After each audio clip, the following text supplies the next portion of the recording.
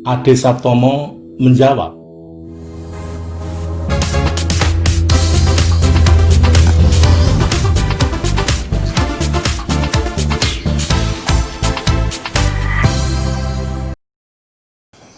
Baik, Bapak Ibu sekalian dan saudara-saudara, Ade Saptomo menjawab.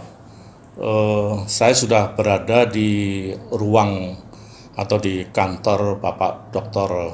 Laksanto Utomo untuk menyampaikan beberapa pertanyaan yang berkembang di dalam masyarakat berkaitan dengan teknologi informasi yang sekarang ini serba digital. Sudahkah masuk ke profesi-profesi? Nah, apakah profesi dosen, profesi pengacara atau advokat, hakim, jaksa itu sudah menggunakan sarana prasarana digital. Sebagaimana Bapak Ibu ketahui bahwa Bapak Dr. Laksanto Utomo itu beberapa waktu yang lalu telah launching bukunya adalah Pengacara Cyber. Ini membuktikan bahwa beliau telah mulai. Nah, kemudian sebelah kanan saya adalah Profesor Dr. Faisal Santiago. Beliau juga akademisi, juga aktif dalam dunia pengacaraan. Bapak Ibu sekalian, kami beruntung ada waktu yang telah diluangkan oleh Bapak Dr. Laksanto Utomo yang duduk sebelah kiri, dan Prof. Faisal ada waktu, kami ada waktu, jadi ada waktu yang bersamaan sehingga kita manfaatkan dengan baik.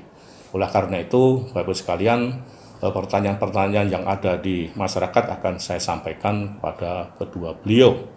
Ini sebuah waktu yang cukup berarti kita manfaatkan. Ya. Baik, Bapak Ibu sekalian, kita jemput menuju ke Bapak Dr. Laksanto Utomo. Selamat pagi, Mas Laks. Prof. Ade. Ya. Selamat pagi para pemirsa semuanya. Selamat pagi, Prof. Selamat pagi, Prof. Faisal. Selamat pagi, Prof. Ade. Terima kasih kita bisa ketemu dalam satu kegiatan pada Ya, hari ini. ini kita berbincang santai gitu ya. Sebagaimana yang kami sampaikan beberapa menit yang lalu, Mas Lak, itu jenengan kan sudah meluncing buku yang sekarang ini sudah sampai kepada mahasiswa, dan mahasiswa juga merespon dengan baik. Memang dengan pandemi COVID-19, semua perkantoran, semua proses belajar mengajar itu menggunakan IT. Nah, ini dapat digunakan sebagai momentum apa yang telah dilakukan oleh Bapak Dr. Laksanto. Ini latar belakangnya apa ya? Ini sudah membuat buku ini itu apa? Apakah profesi-profesi lain sudah siap sarana prasarana yang serba digital ini? Baik, terima kasih Prof. Ade. Jadi para pemirsa yang saya hormati, buku ini sebetulnya sudah kami rancang atau kami gagas sebetulnya 1 tahun yang lalu. Kami sudah membuat buku ini. Kebetulan kita bertiga ini kebetulan bersama-sama di Asosiasi Pimpinan Perguruan Tinggi Hukum Indonesia. Jadi dari situlah kedua beliau ini memberi inspirasi saya sewaktu ketemu dengan Presiden Jokowi. Waktu itu kita membuat gagasan, ada 8 konsep yang kita berikan kepada pemerintah tahun 2016. Iya. Jadi itulah salah satunya adalah menggagas untuk kebaruan di dalam suatu pendidikan hukum termasuk profesi hukum. Nah, salah satunya itu adalah bahwa loncatan ke depan, bahwa tidak bisa tidak bahwa fakultas hukum atau pengacara profesi hukum itu harus menggagas atau menindaklanjuti beberapa permasalahan. Waktu itu adalah beberapa bisnis yang sudah merambah ke digitalisasi, kemudian memanfaatkan proses internet yang secara mengglobal, bisnis secara mengglobal dan tanpa batas. Nah, inilah saya kira dari itulah pengacara juga atau pendidikan hukum juga harus menyambut hal itu. Apakah ini suatu tantangan atau merupakan peluang? Nah, ini merupakan bagian. Nah, tulisan ini kami kupas sedemikian rupa bahwa apa yang harus dilakukan dan apa yang menjadi peluang dan apa yang harus dihindari ataupun beberapa permasalahan. Itu kira-kira Mas. Ya, jadi Bapak Ibu sekalian, beliau sudah menyampaikan memang saat itu menjadi menjadi isu yang monumental ya, dengan bicara panjang lebar, kemudian bukunya itu dikaji ya, dikritisi oleh beliau-beliau yang punya kompetensi. Nah, salah satu diantaranya adalah Profesor Dr. Faisal Santiago. Bagaimana kemarin itu kan mengkritisi itu, apa yang harus dilakukan, dipersiapkan tentang profesi kepengacaraan yang menggunakan berbasis digital gitu. Ya, terima kasih Prof. Ade. Jadi memang ke depan untuk profesi hukum khususnya pengacara itu mau tidak mau harus masuk ke dunia digitalisasi. Iya, betul. Karena pengaruh global yang sangat demikian cepatnya tanpa batas. Oleh karena itu memang dari perkuliahan, dari bangku kuliah saja sudah mulai kita perkenalkan ya, untuk mengikuti secara digital ya. Untuk mencari bahan, untuk mencari referensi, semuanya by digital. Nah, bagaimana kedepannya profesi hukum salah satunya adalah seorang pengacara, maka mau tidak mau memang digitalisasi adalah menjadi faktor utama. Betul. Semua informasi itu semua dari digital. Bahkan sekarang untuk di pengadilan pun sudah menggunakan yang namanya e-court. Artinya apa? Bahwa dengan digitalisasi memegang peranan yang sangat penting. Oleh karena itu, dengan dibuat atau ditulisnya buku ini oleh Pak Dr. Laksanto menjadikan spirit kepada para mahasiswa hukum, betul. Bahwa nanti di samping dia mempunyai attitude yang baik, pikiran yang baik, maka dia juga harus menguasai teknologi. Keterampilan Bagaimana beracara dengan menggunakan digitalisasi. Jadi saya sebagai seorang akademisi dan juga sebagai seorang praktisi sangat menyambut baik hadirnya buku pengacara cyber pada saat ini. Bapak Ibu sekalian, memang beberapa tahun yang lalu ya, tidak lebih dari 2 tahun lah gitu ya, mungkin tahun yang lalu kami bertiga ini berkunjung ke beberapa negara maju ya. Salah satu diantaranya adalah di Amerika, California University di Amerika Serikat, dan kemudian yang kedua di Moscow State University. Itu kita berkunjung ke 5 perguruan tinggi top di Rusia. Mereka juga menyampaikan bahwa kemajuan teknologi informasi tidak bisa dihindarkan, sehingga itu merambah ke profesi-profesi. Nah, pada saat itu memang profesi-profesi hukum yang bergerak di bidang properti, dosen, kepengacaraan berkumpul di sebuah kota di Rusia, di Kazakhstan. Itu membicarakan hal yang sama. Oleh sebab itu upaya Bapak Dr. Laksanto untuk menulis menyebarluaskan masa depan dunia kepengacaraan itu memang sudah relevan dan menyambut perkembangan dunia yang sudah serba digital itu. Pak Laks, ini apakah profesi-profesi lain ya juga sudah mempersiapkan sepanjang pengetahuan dan pengalaman Pak Laks itu? Apakah kalau di hakim kan sudah ya, Mahkamah Agung sudah peradilan itu. Tapi kalau di kejaksaan bagaimana? Ini saya pikir ini Prof. Ade. Jadi memang tidak harus pengacaranya sendiri. Saya pikir kejaksaan juga harus. Jadi kemarin kalau tidak salah Mahkamah Agung akan dalam proses peradilan akan meneruskan untuk proses peradilan secara Zoom ataupun secara online. Artinya apa? Artinya Mahkamah Agung juga mempermanenkan proses peradilan itu melalui seperti apa yang kita maksud. Jadi tanpa kontak, tidak harus ketemu. Jadi itu merupakan salah satu bagian yang harus kita sebuah tuntutan zaman. Apalagi kondisi pandemi ini, saya kira sangat memutarbalikkan suatu kenyataan fakta bahwa proses peradilan harus ketemu, harus kontak. Saya kira tidak perlu lagi. Jadi inilah suatu kebetulan atau blessing in disguise untuk kita semua, bahwa ke depan ini merupakan memang banyak pengorbanan, banyak beberapa yang harus ditinggal. Jadi inilah saya kira juga di dalam proses fakultas juga begitu, saya kira Mas Adi. Jadi harus merubah mungkin mata kuliah atau bentuk-bentuk itu, saya kira harus menyesuaikan, saya kira kondisi ini. Iya. Jadi memang di dunia kampus ya Bapak Ibu sekalian dan saudara-saudara ada yang menjawab, dengan pandemi COVID-19 ini ya ada sisi penekan bagi kita semua untuk meloncat semua itu serba digital gitu ya. Nah, oleh sebab itu kita bicarakan secara detail di dunia kampus bagaimana yang apa yang sudah dilakukan begitu ya. Kemudian di dalam dunia pengacaraan memang harus terintegrasi di dalam dunia proses-proses peradilan itu.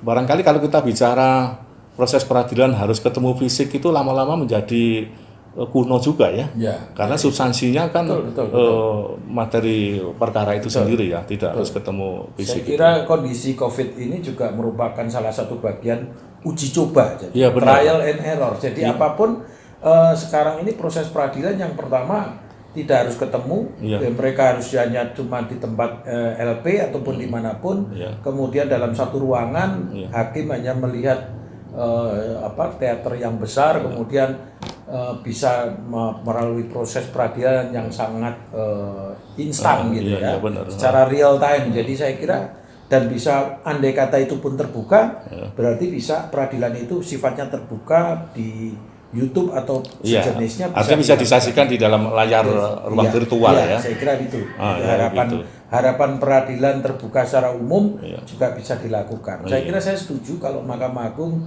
akan mempermanenkan peradilan secara virtual. Kami yang ada di kampus juga setuju ya, karena saya sudah menggagas juga itu proposal mengenai pendidikan calon-calon advokat itu, PKPA itu. Saya sudah menggagas sebenarnya dengan berbagai konsep dengan salah satu profesor yang cukup ternama mengenai pendidikan PKPA lewat teknologi informasi yang serba digital ini. Tidak harus ketemu, tetapi bagaimana meningkatkan kualitas pendidikan dan pengajaran itu, mereka akan terampil sehingga sambung menyambung antara proses pendidikan sarjana hukum, kita menggunakan virtual, kita meng-create supaya tidak hilang substansinya. Kemudian setelah sarjana hukum ada pendidikan PKPA. Nah, PKPA pun juga menggunakan teknologi informasi yang sudah maju seperti ini. Nah, kemudian setelah lulus dari situ terjun ke tempat maslak, tempat proposal itu sebagai pengacara yang sudah mahir dan terampil gitu ya. Nah, barangkali itu yang terjadi saat ini. Nah, kita tidak bisa lari dari sebuah kenyataan itu, karena kalau tidak pernah kita di Moscow State University itu ada ruangan yang bisa telekonferensi ya. Itu sebuah fakultas tapi bisa telekonferensi ke dunia luar, ke benua Australia, Amerika, itu luar biasa hebatnya, dan kadang-kadang kita terkagum-kagum juga. Nah, tetapi sekarang kita ada momentum penggunaan teknologi informasi yang canggih dan serba digital. Mudah-mudahan kita akan maju profesi kita masing-masing. Nah, Prof. Faisal, ini apa yang harus dilakukan? Ini kan belum menjadi sebuah kebijakan formal ya, karena seakan-akan ada tekanan COVID-19 ini, masing-masing itu akrobatik, ya itulah menggunakan Zoom gitu kan, tetapi belum ada kebijakan formal yang pas begitu. Nah, bagaimana menurut Prof. Faisal ini? Apakah perlu kebijakan harus jelas gitu loh? Ini kan masih ada 1-2 yang berbeda pandangan. Ya harus ketemu loh, kan gitu. Ada yang tidak perlu ketemu. Nah, bagaimana menurut pandangan Prof. Faisal di dunia kampus itu? Ya, jadi memang ini semuanya ini adanya pandemi. Ya, dengan adanya pandemi ini memang merubah tatanan kehidupan. Iya, yang betul. Selama ini yang seperti kita jalankan sebelumnya tiba-tiba berubah. Tidak 10 derajat, tidak 20 derajat, tapi 360 derajat. Iya. Yang harusnya kuliah itu tatap muka, sekarang berubah tidak tatap muka. Iya. Yang harusnya ke pengadilan itu harus hadir dalam persidangan, sekarang berubah Iya. dengan tidak hadir melalui virtual secara online. Iya. Ya, yang sekarang juga ingin ketemu saudara di kampung juga berubah, tidak pulang kampung.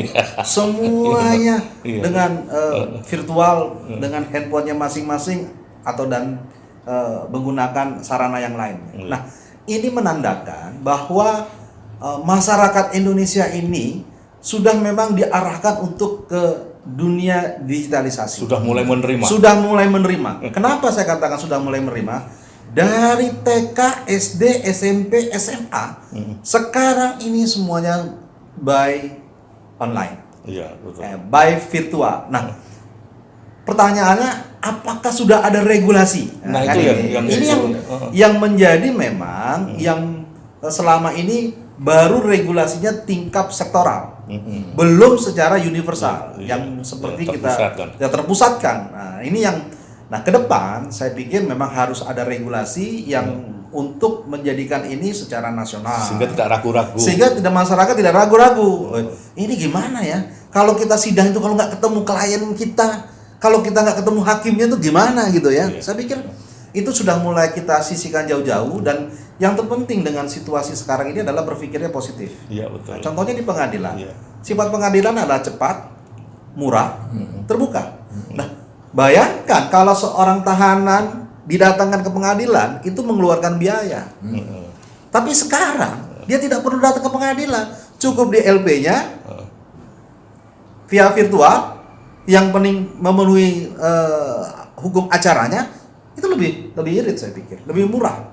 Nah, jadi bahkan waktunya pun bisa lebih tepat, on time, real time.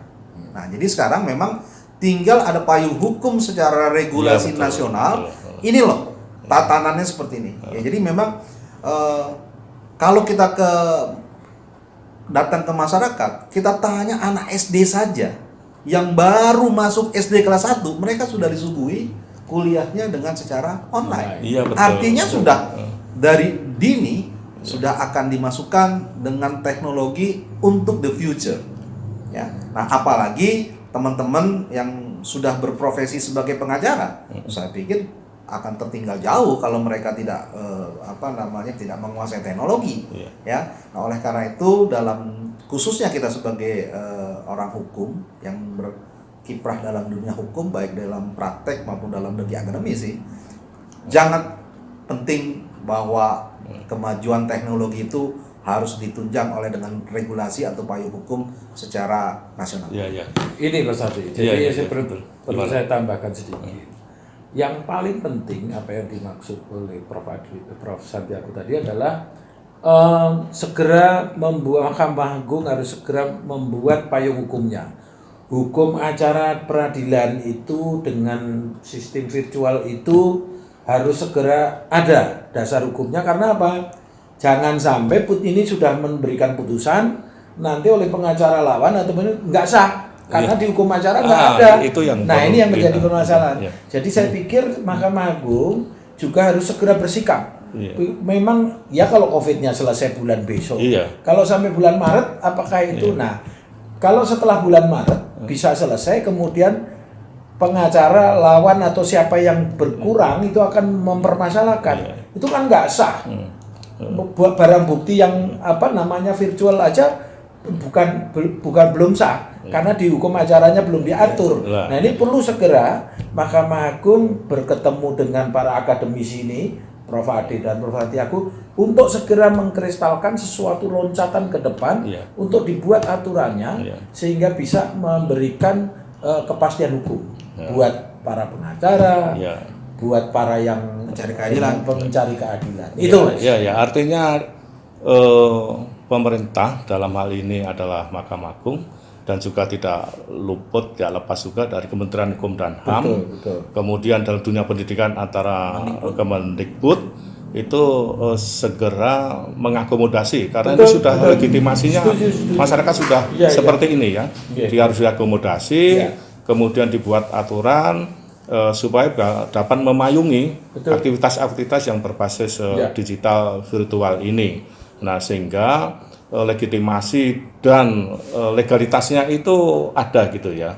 Nah, kalau sudah ada seperti itu ya semua profesi baik guru, dosen, pengacara, advokat dan kejaksaan itu akan tenang karena semua akan dianggap sah, sudah mengakomodasi tuntutan zaman. Zamannya bukan zaman Indonesia saja nih. Ya, Tadi betul. kita bicarakan kita sudah Secara berkeliling global. itu di negara maju, Eropa, Asia, kemudian Rusia.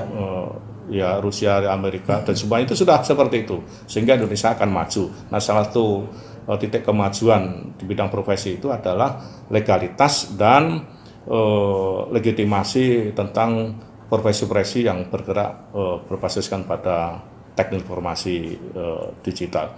Baik Bapak Ibu sekalian, waktu memang singkat. Barangkali apa yang disampaikan Profesor Dr. Faisal Santiago, yang disampaikan Dr. Laksanto, bahkan beliau sudah membuat buku, ini dapat digunakan untuk referensi gitu ya. Mudah-mudahan bermanfaat ke depan, Indonesia semakin maju. Kami akan tutup, mudah-mudahan ketemu pada kesempatan yang lain. Kami ucapkan terima kasih. Terima kasih, sampai ketemu. Merdeka. Terima kasih telah menyimak Adis Sabtomo menjawab. Sampai jumpa pada jawaban berikutnya. Jangan lupa subscribe, like, lonceng, dan share.